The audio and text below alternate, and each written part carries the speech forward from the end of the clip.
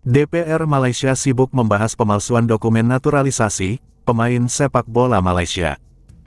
Yang lucunya, menteri dan anggota parlemen lain terlihat ragu, kasus ini akan diteruskan banding ke CAS, karena jika FAM kalah di CAS, hukuman akan ditambah lebih berat lagi, dan terancam harimau Malaya punah. Namun yang saya salut Anwar Ibrahim sang penakluk bumi, percaya kasus ini akan terselesaikan, dan menyarankan FAM untuk terus melanjutkan banding ke CAS. Dan mencari orang yang bersalah atas pemalsuan dokumen ini.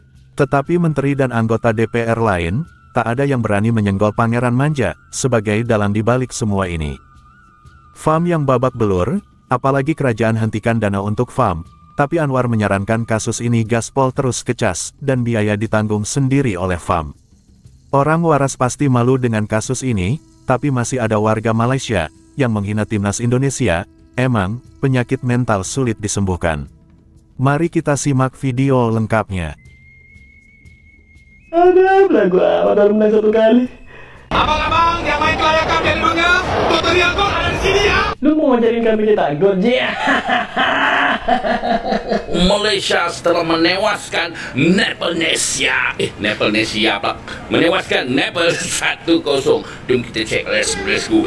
Sekedar. Okey, untuk ranking terbaru FIFA kita 100. Ini apa ni 1, 2, 3 ni? Tim mana ni 1, 2, 3 ni? Salah. Sorry. Baru dah betul 116 guys. Ni dah aku malas cerita ni. Orang dah belas-belas je, orang bawa pulau-pulau. Yang heran tu 1, 2, 3. Apa punya nombor lah guys? 1, 2, 3. Low class. Apa lagi guys? Nampaknya hari ini harimau Malaya bukan terbunuh di atas padang, tapi terbunuh kerana tangan-tangan manusia yang tidak amanah dan hilang integriti. Untuk kongsi, sukan adalah medan disiplin, medan mempamerkan nilai. Jika institusi sebesar FAM pun gagal untuk menjaga integriti, bagaimana kita mau mendidik generasi muda untuk mengamalkan sifat yang jujur, telus, berprinsip? Saya yakin pihak KBS mempunyai limitasi untuk bertindak ke atas FAM seperti disebut sebentar tadi. Namun, kita harus mempamerkan kesungguhan kita untuk membantras budaya tidak ada integriti, budaya tidak amanah ini yang memasukkan dokumen secara terang-terangan, yang tidak boleh diterima oleh akal, memalukan negara di mata dunia. Ya, Pak Menteri, saya terbaca dalam media-media sosial, sebenarnya bukan 7 orang saja yang terlibat, rasa ada lagi, tapi disembunyikan oleh PM. Pemain warisan, kan? Dia nak masuk main tapi masih tak dibawa masuk dalam tim, tapi untuk kewarganegaraan dah ada. Itu saya nak apa pandangan Menteri? Yang Berhormat Kangga, sebenarnya untuk kita bahas dalam parlimen, saya tak boleh ikut apa yang Berhormat baca dalam media sosial. Media sosial ini ada banyak maklumat yang tak tepat. Hearsay, a lot of hearsay. Jadi saya kena berlandaskan laporan setakat ini oleh FIFA, 7 orang. Seperti yang dinyatakan oleh FIFA. Untuk makluman Yang Berhormat juga mengenai langkah yang KBS juga boleh ambil, kuasa Pesuruhjaya Sukan. Pesuruhjaya Sukan mempunyai kuasa seperti yang diberikan dalam Akta Pembangunan Sukan. PJS boleh menjalankan langkah-langkah remedy ke atas FAM. Menteri boleh mengarahkan Pesuruhjaya Sukan untuk memulakan siasatan atau audit tadbir urus ke atas FAM yang terdiri daripada pakar undang-undang ataupun kumpulan pakar bagi menyelia semua urusan yang melibatkan peraturan di peringkat antarabangsa. Jadi memandangkan keadaan tersebut, memandangkan tiada apa-apa bahan bukti yang baru yang akan dikemukakan kepada KAS, in addition to bahan-bahan bukti yang telah pun dikemukakan sebelum ini, di 2 peringkat sebelum ini. Jadi kemungkinan kegagalan itu berlaku tinggi, kan? Jadi sekiranya terdapatnya risiko hukuman ini di-enhance ataupun ditambah, adakah ini wajar untuk memfailkan rayuan ini ke KAS in the first place? Sama ada wajar ke KAS atau tidak, itu adalah hak FAM sebagai perayu, dan memandangkan mereka mempunyai hak untuk kekas, maka mereka mempunyai peguam mereka sendiri untuk menasihati mereka sama ada peluang untuk berjaya itu tinggi atau tidak. Dan saya tidak boleh menafikan hak mereka untuk kekas. Tetapi FAM kena bersedia.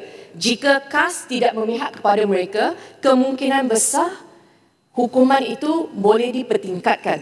Yang itu FAM kena buat pengiraan sendiri. Satu lagi yang saya nak nyatakan, kerajaan Madani sebenarnya melalui Perdana Menteri memberikan sokongan kuat kepada pasukan Harimau Melaya untuk layak ke Piala Asia.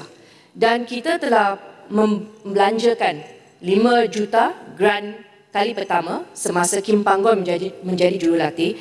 Yang keduanya 15 juta sekarang untuk mereka layak ke Piala Asia. Dana ini tak dibenarkan untuk FAM gunakan untuk proses-proses rayuan ini.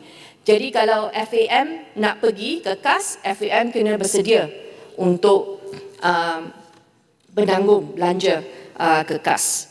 Silakan Yang Berhormat Al-Ustaz. Terima kasih Yang Berhormat Menteri. Satu isunya ialah Yang Berhormat sebut tadi, kita merayu ke KAS dan sebagainya. Satu lagi isunya ialah Yang Berhormat Menteri. Adakah Yang Berhormat Menteri bersetuju? Asal kepada masalah ni ialah kerana pemalsuan dokumen. So kenapa kita, adakah Yang Berhormat boleh bersetuju kita cari siapa yang palsukan dokumen, siapa yang buat penyelewengan ni, tangkap dia, dakwa dia, dan kita tutup buku ni. Barulah pihak FIFA mungkin boleh timbang rayuan tersebut. Apa pandangan Yang Berhormat Menteri? Saya setuju seperti yang dinyatakan oleh Appeal Committee yang saya telah bacakan tadi, para 246. FIFA juga telah meminta sekretariat mereka memaklumkan kepada negara-negara yang terlibat termasuk Malaysia untuk membuat siasatan terperinci. Malah saya nak minta semua kalau boleh baca keputusan ini kerana dalam ini ada menyatakan bahawa dalam para 141, in other words, the case file shows that the original birth certificates presented by the players to their agents or friends were never forwarded to the Malaysian government. Semua ini ada ditulis seperti yang dinyatakan oleh Menteri Dalam Negeri. Konsisten. Apa yang dinyatakan oleh Menteri Dalam Negeri konsisten dengan penemuan Jawatankuasa Rayuan. Jadi, Tun Raus mempunyai tanggungjawab yang berat kerana skop Jawatankuasa Siasatan itu akan memastikan mereka mengenal pasti apa yang berlaku dalam FAM. Okey, dan kita nak sarankan penambahbaikan dibuat. Buat masa ini, saya hanya boleh cadangkan satu, tak ada lagi dana tambahan. Kita hold dulu untuk bantu national team, pastikan ada penambahbaikan dulu. Yang keduanya adalah untuk memastikan pada masa hadapan, sebarang permohonan naturalisasi atlet ataupun pemain yang dicadangkan oleh Persatuan Sukan kepada Kementerian Dalam Negeri dirujuk dahulu kepada Majlis Sukan Negara kerana Majlis Sukan Negara melalui program NFDP, melalui banyak program akal umbi telah membelanjakan duit untuk pastikan ada atlet-atlet pembangunan dilahirkan. Jadi Majlis Sukan Negara lebih tahu mengenai keperluan sama ada pasukan ini memerlukan pemain warisan atau tidak. Dan semua ini kalau boleh saya nak cadangkan kepada KDN untuk pastikan, untuk dapatkan ulasan daripada Majlis Sukan Negara. Sampai di sini video hiburan dari tetangga kita Malaysia.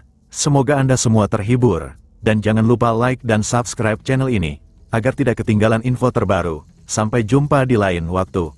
Wassalamualaikum warahmatullahi wabarakatuh.